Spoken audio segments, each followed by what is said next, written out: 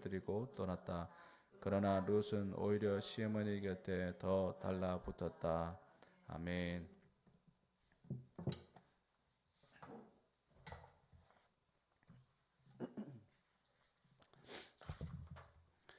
예, 한 끗 차이라는 제목으로 오늘 함께 말씀을 나누겠습니다. 제가 어릴 때 신앙생활을 할 때 참 유행하던 말들이 예수 믿으면 잘 된다는 말이었습니다.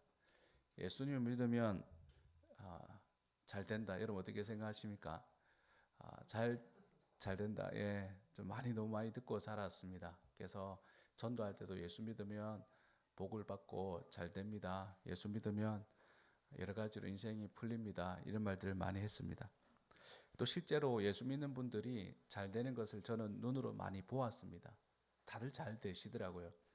여러분들도 주위에서 보면 예수 믿은 분들이 그 1세대, 2세대, 3세대 한 세대가 한 두 번 정도 거치고 나면 대부분 참 이렇게 하나님께서 복을 주시는 게 분명히 보입니다.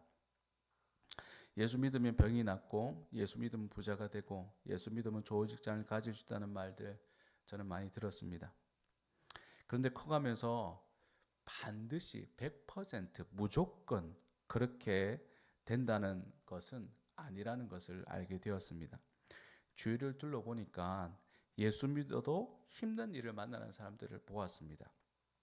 주변 친구들을 봐도 예수 믿어도 가난한 사람도 있었고, 주위를 둘러보니 예수 믿어도 힘든 일을 만나는 사람들이 있었습니다.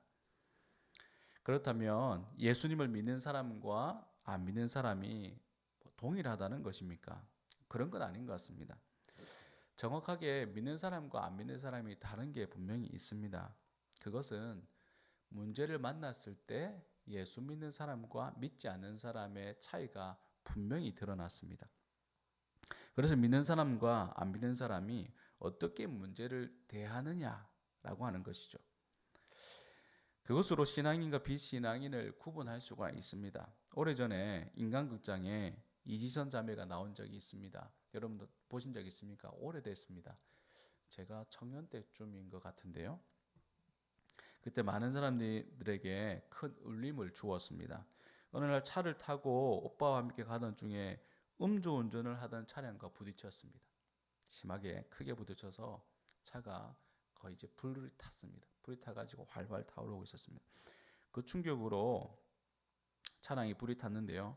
오빠랑 둘이 탔으니까 오빠가 빨리 내려가지고 이제 동생을 이렇게 차에서 끄집어내려고 문을 열는데 문이 안 열려서 또 문도 너무 뜨겁잖아요. 손잡이가. 그래서 막 이렇게 힘들게 조속에 문을 열고 동생을 끄집어냈습니다. 근데 문을 늦게 열었는지 동생이 이제 전신에 화상이 입은 거죠. 여동생인데 화상을 입었습니다. 급히 병원으로 옮겨갔습니다. 살 가망이 없는 상태였지요. 그리고 엄청난 고통을 이겨내고 여러 번의 수술 끝에 살아는 났습니다. 하지만 얼굴을 비롯해서 전신에 화상을 입어가지고 몰골이 좋지 않았습니다. 예전의 얼굴을 찾기가 어려워진 것이죠. 근데 그렇게 해서 다 낫고 나서 그녀에게 사람들이 이렇게 많은 질문을 많이 했습니다. 그래서 이 고통을 당할 때 어떤 마음이냐, 또 지금 어떤 심정이냐 이런 것들을 많이 물어보잖아요.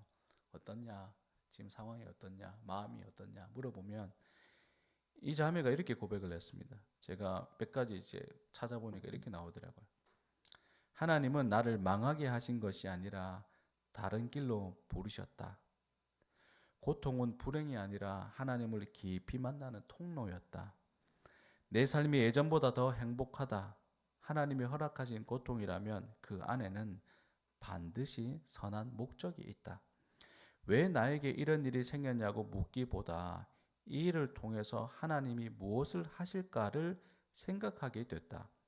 불행해 보이지만 나는 감사가 더 많다. 심지어 그녀는 사고 전으로 돌아가고 싶지 않다. 이 모습 그대로 하나님께 감사하다. 이런 고백을 했습니다. 여러분 아마 이 사람의 얼굴을 보면 이런 표현이 하기가 쉽지 않을 것 같은데, 아니 불가능할 것 같은데 라는 생각이 아마 들 겁니다. 저는 이런 고백을 보면서 충격을 많이 받았습니다. 어떻게 이런 고백을 할 수 있을까? 이 대답들을 한 줄로 요약하면 고통은 없어져야 할 문제가 아니라 하나님을 더 깊이 만나는 통로가 될 수 있다라는 것이죠. 근데 또 어떤 사람들은 어떤 문제를 만났을 때 하나님을 더 붙잡기보다는 하나님으로부터 멀어지는 사람들도 보았습니다. 그동안 신앙생활을 잘 해왔는데 이런 일을 만나는 것을 보니까 예수님을 믿으면 내 인생이 꼬이는구나. 문제가 더 생기네. 하면서 돌아서는 것입니다. 여기서 혹시 그렇게 돌아섰다가 돌아오신 분 계십니까? 실제로 그런 분들이 많이 계십니다. 지금 우리나라에 가난한 성도들이 참 많거든요. 가난한 성도 참 많습니다. 그래서 인터넷으로 예배를 드리고 지금 한 200만 명 된다라는 제가 그 이야기를 들었는데요. 혹시 인터넷으로 예배를 드리는 분들은 빨리 돌아오시기 바랍니다. 그렇다면 갑작스럽게 우리에게 다가오는 그 큰 문제를 우리는 어떻게 반응해야 하는지 말씀을 통해서 한번 살펴보고자 합니다. 1절을 한번 읽어드리겠습니다. 혹시 우리 PPT는 없는데요. 아마 성경책 혹시 펴신 분들은 한번 같이 읽으면 좋을 것 같습니다. 1절 한번 읽겠습니다. 시작. 사사 시대에 그 땅에 기근이 든 일이 있었다. 그때 유다 베들레헴 태생의 한 남자가 모압 지방으로 가서 임시로 살려고 아내와 두 아들을 데리고 길을 떠났다. 아멘. 사사 시대라고 하면 우리가 잘 아는 시대, 우리가 사사기를 다 이제 말씀을 통해서 조금씩 살펴보았습니다. 힘든 시대입니다, 그죠? 우울한 시대, 하나님이 없는 시대, 사람들이 자기 속인에 옳은 대로 하는 시대입니다. 이때 흉년이 들었습니다. 1차적인 배고픔의 상태가 된 것이죠. 먹을 양식이 사라졌습니다. 이때 유다 베들레헴에 한 남자가 있었는데 이 남자가 유다 베들레헴에 살았다는 것을 보면 아마 이렇게 예루살렘 바로 옆이거든요. 그러니까 아마 여러 가지 그래도 기독교 신앙적으로 굉장히 이렇게 그래도 좀 믿음이 있는 사람이었다는 것을 알 수가 있습니다. 베들레헴은 다윗의 고향이자 예수님께서 태어나신 곳입니다. 근데 중요한 것은 신앙도 있었지만 먹을 양식이 사라졌다는 것입니다. 그리고 이때 그의 결정이 중요합니다. 모압 지방으로 이사 가자라고 결정을 했습니다. 왜냐하면 모압 지방에는 아직 먹을 것이 있다는 소식을 들었기 때문입니다. 이사 가는 게 쉬운 일이 아니지요. 그것도 이스라엘 백성이 이방 땅으로 간다는 것은 사실은 상상하지 못할 일입니다. 모압 지역은 그모스 신을 섬기는 땅이었습니다. 그모스 신은요 어떤 신이냐면 인신 제사를 받는 신입니다. 그러니까 자식을 바치고 이런 식으로 사람을 바치는 참 이게 잔인한 신이죠. 그런데 롯과 그 딸로 인해서 생겨난 땅이 바로 이 모압 지역인데요. 여러분 그 아시죠? 롯과 그 딸로 인해서 이제 모압과 암몬이 이제 자식이 태어나서 그 땅으로 가게 되거든요. 하나님께서 주신 약속의 땅을 버리고 이제 모압 지역으로 갔습니다. 여호수아를 통해서 12지파가 땅을 분배를 받고 그 땅에서 살라라고 명령을 했는데 좋아 보이는 땅으로 간 것입니다. 눈에 보이게 쌀이 많다. 거기가 먹을 것이 있다. 간 것이죠. 마치 아브라함과 롯이 이스라엘 땅과 소돔과 고모라 땅을 선택할 때 이제 롯이 이제 소돔과 고모라를 가면서 저기가 에덴 동산 같다 하면서 갔잖아요. 그런 것처럼 눈에 보이기 좋은 곳으로 갔죠. 그렇게 남자는 혼자만 이방 땅으로 간 것이 아니라 아내와 자식까지도 데리고 왔습니다. 그리고 2절을 보면 이름이 나오는데요. 제가 한번 읽어드리겠습니다. 그 남자의 이름은 엘리멜렉이고 아내의 이름은 나옴이며 두 아들의 이름은 말론과 기론이다. 그들은 유다 베들레헴 태생으로서 에브랏 가문 사람인데 모압 지방으로 건너가 거기에서 살았다. 남자 이름이 엘리멜렉입니다. 뜻이 뭔지 아십니까? 나의 하나님은 왕이다.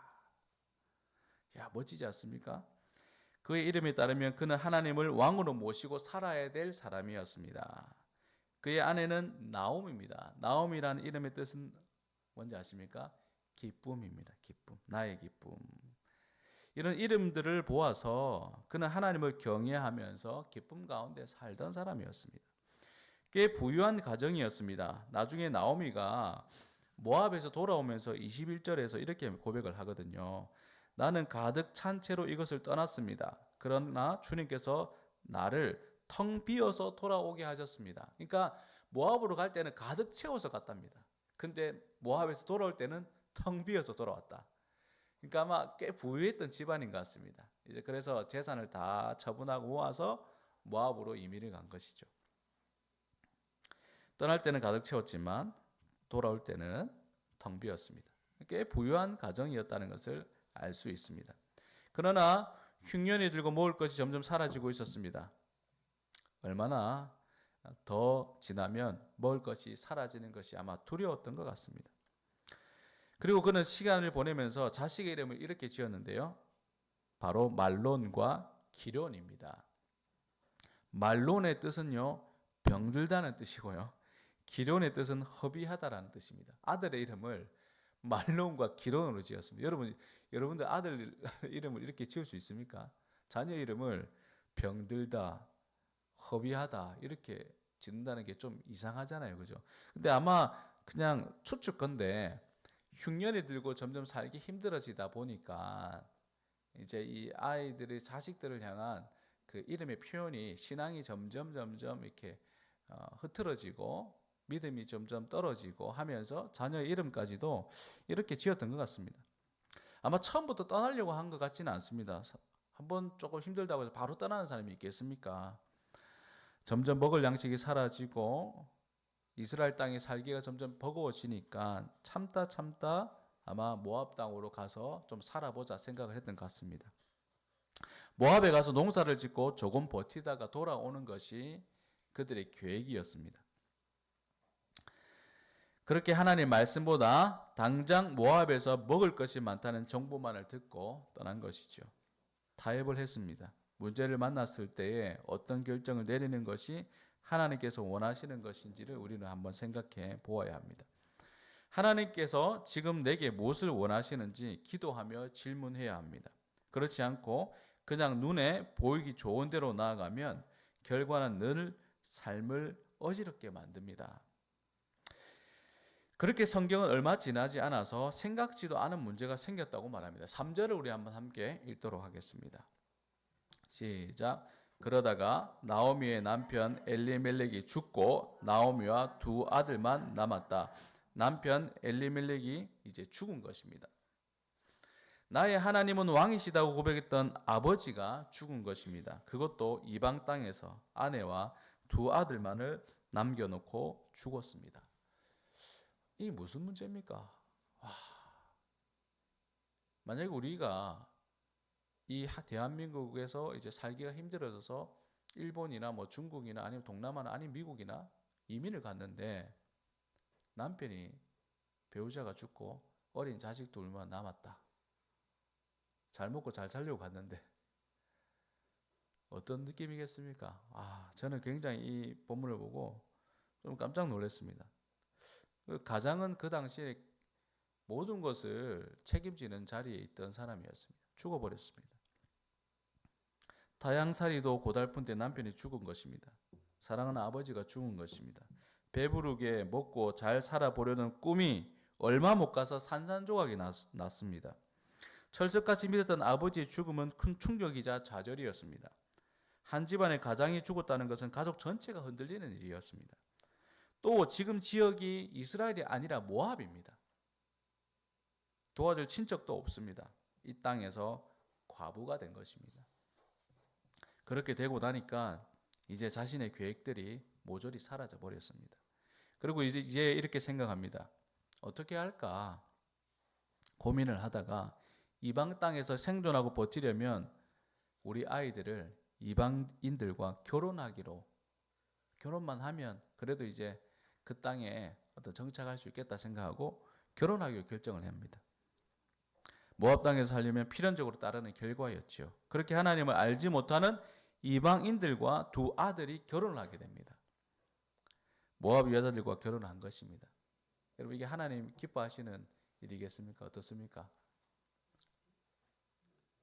모압 여인들과 결혼하는 것. 첫 번째 잘못은 그 땅에서 인내하지 못하고 넘어간 것. 두 번째 잘못은 그 땅에서 이제 먹고 살기 위해서 이방인들과 결혼한 것. 또 결혼을 하자 얼마 지나지 않아서 이유는 모르겠지만 두 아들이 또 죽어버렸습니다. 여러분 어떻게 생각하십니까?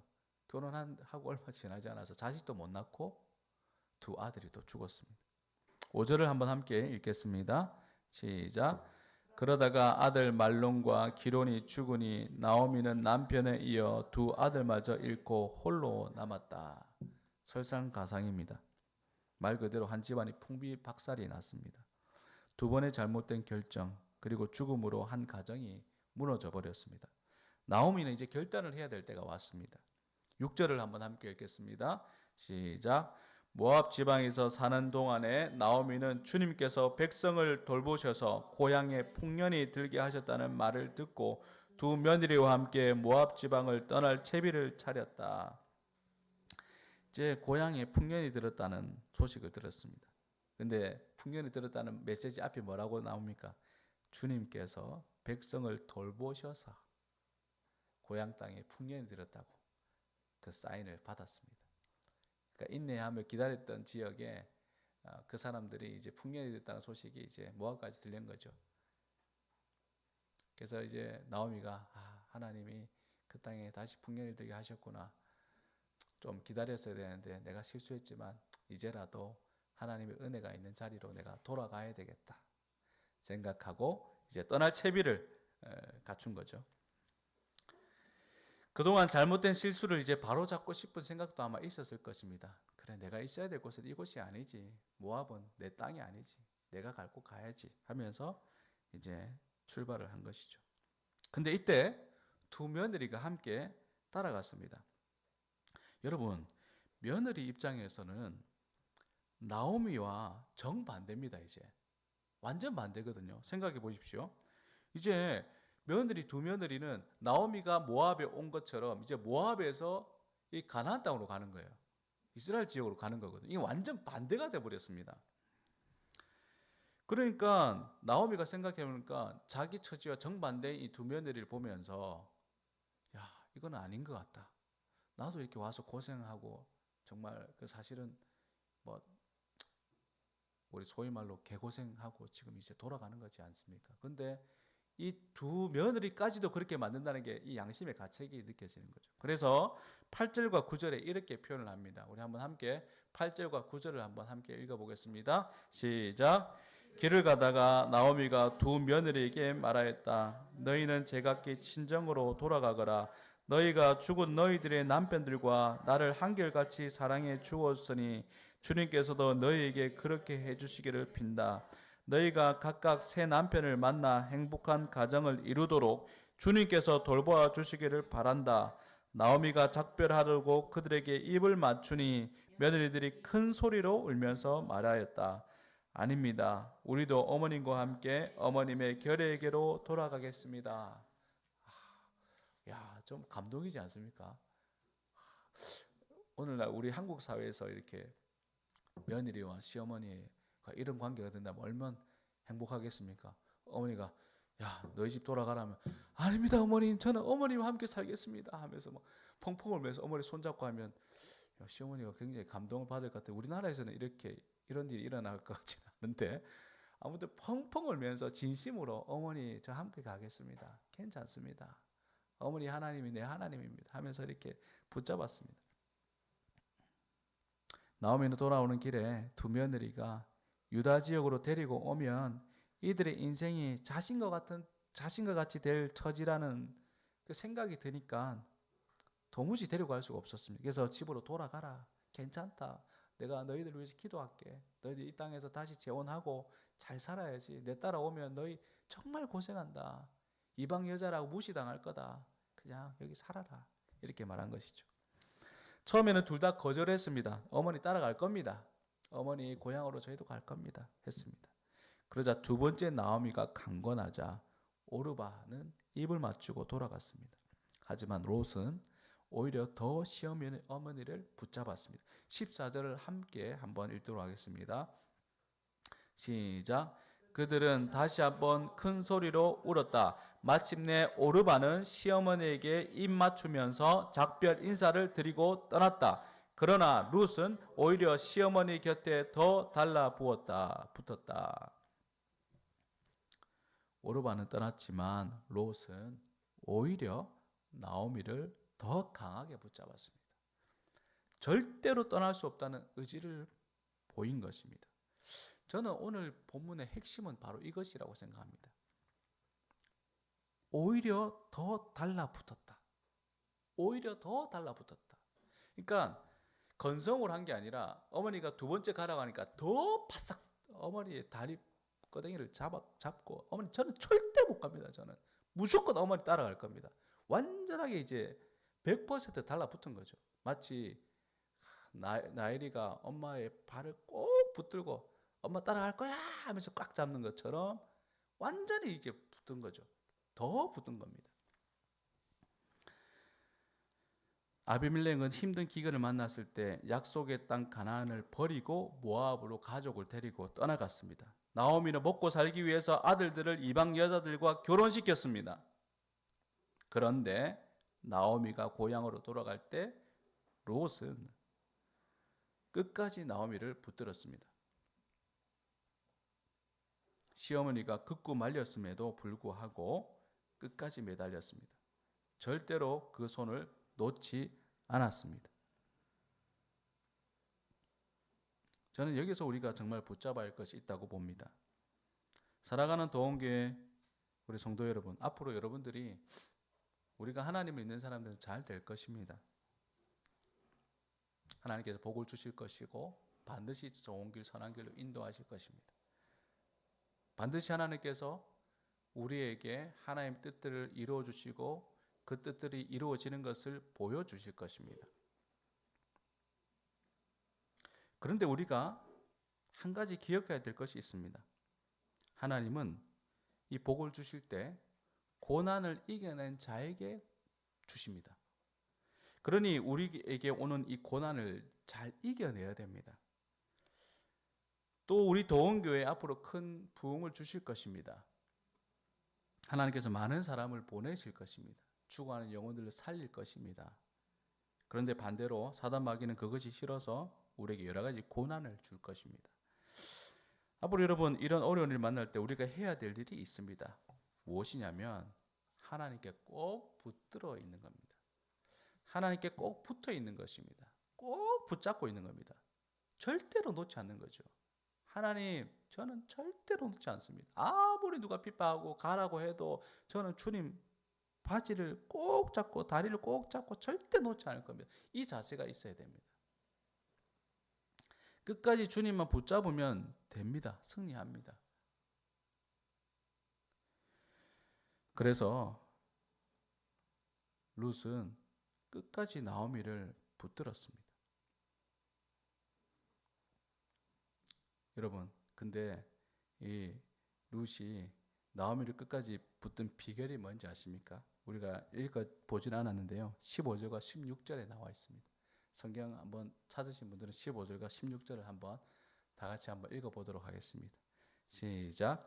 그러자 나오미가 다시 타일렀다. 보아라, 내 동서는 저의 결례와 신에게로 돌아갔다. 너도 내 동서의 뒤를 따라 돌아가거라. 그러자 룻이 대답하였다. 나더러 어머님 곁을 떠나거라. 어머님을 뒤따르지 말고 돌아가라고는 강요하지 마십시오.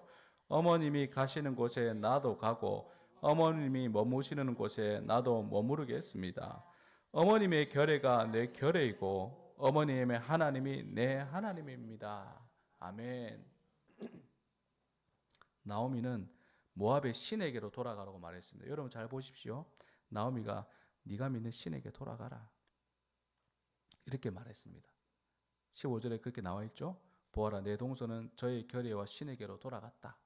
너도 네가 믿던 신에게 돌아가라 이제. 그런데 룻이 마지막에 이렇게 표현하죠. 어머니가 믿는 하나님이 내 하나님입니다. 와. 실패하고 남편이 죽고 다 망했는데 이 여자의 고백이 정말 대단하지 않습니까?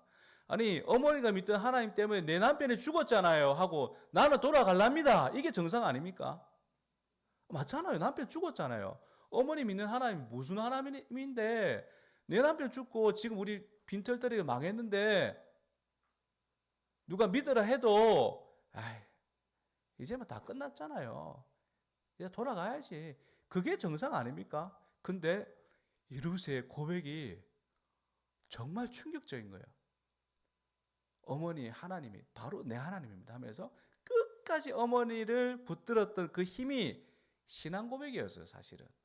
와, 대단하지 않습니까?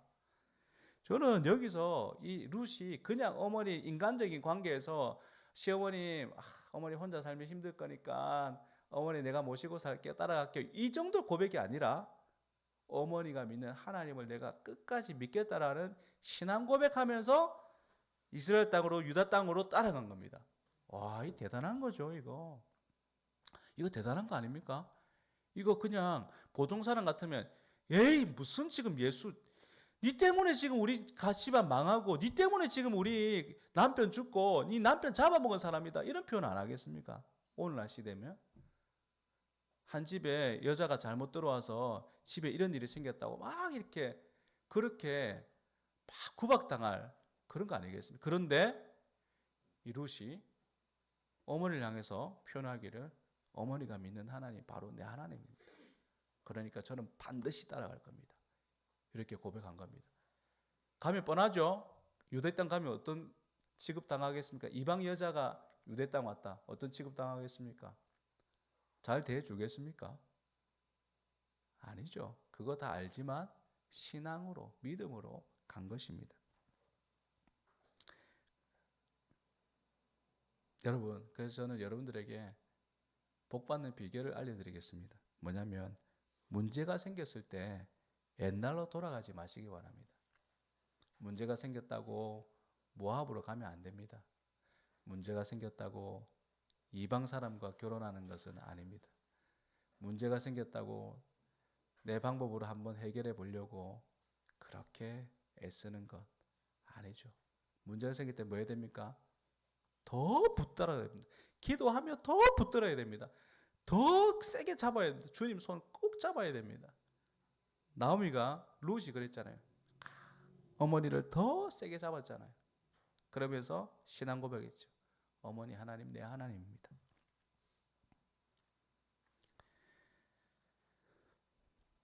저는 문제가 생길 때마다 신앙의 우리 선배들을 생각하고 성경에 나오는 아브라함이 믿음으로 발걸음을 떠나던 그 장면들을 생각합니다. 그래서 믿음의 조상이라는 별명을 얻었지 않습니까? 아브라함, 약속의 땅을 향해서 믿음으로 나아가던 아브라함을 생각합니다. 그리고 이삭을 바라보고 야곱을 바라봅니다. 그리고 그동안 이 땅에 살면서 부모님과 또 신앙의 선배들, 나에게 좋은 영향력을 끼쳤던 분들이 신앙으로 생활했던 모습들을 생각합니다. 그러면 다시 그래 맞아, 꼭 붙들어야지. 힘들 때일수록 더 붙들어야지. 힘들다고 다른 길 아니라 더 주님 붙들어야지. 그런 생각을 하게 됩니다.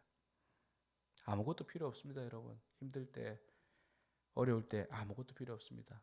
단순합니다. 그냥 하나님께 꼭 붙어 있으면 됩니다. 하나님께서 하나하나 그 문제들을 해결해 주십니다. 우리에게는 힘이 없지만 하나님은 힘이 있습니다. 언젠가는 풍년이 들었다는, 하나님께서 우리를 불쌍히 여기셔서 풍년이 들었다는 그 소식을 듣게 될 것입니다. 그 은혜가 우리 도원교회와 저와 여러분들에게 가득하시기를 간절히 소망합니다. 말씀 생각하면서 한번 기도하겠습니다.